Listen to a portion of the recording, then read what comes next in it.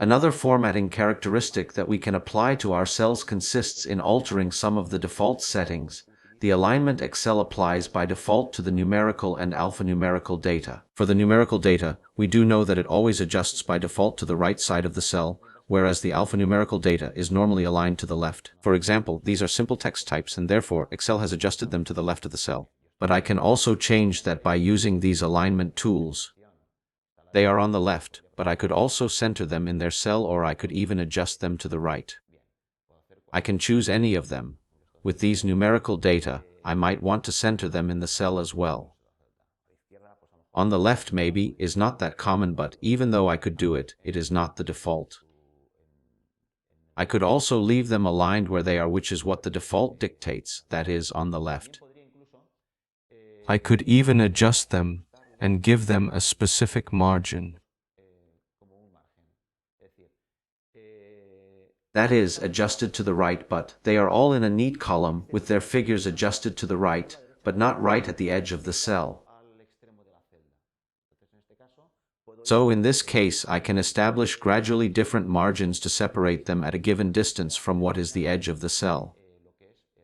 But in this case, they are all aligned to the left.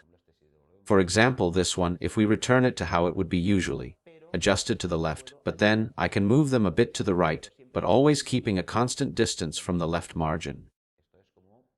This is the tool I would normally use to add indentations within the structure of a row that contains a lot of text, that is to basically indent some in relation to others, similarly to the way that programs like Word behave.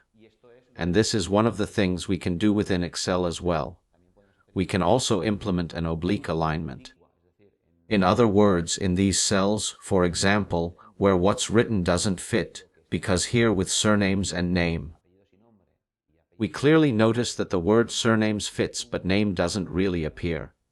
In order to solve this, I could tell Excel to arrange it the following way, with a descending angle.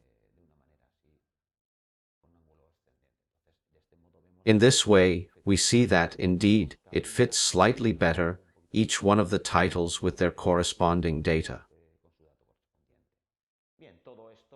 Alright, so we can see all this in more detail, and with a greater number of tools in the following example. In this section here inside the Format Cells window, we have a whole set of tools that we could use. For example, within the alignment, we get to change the angle.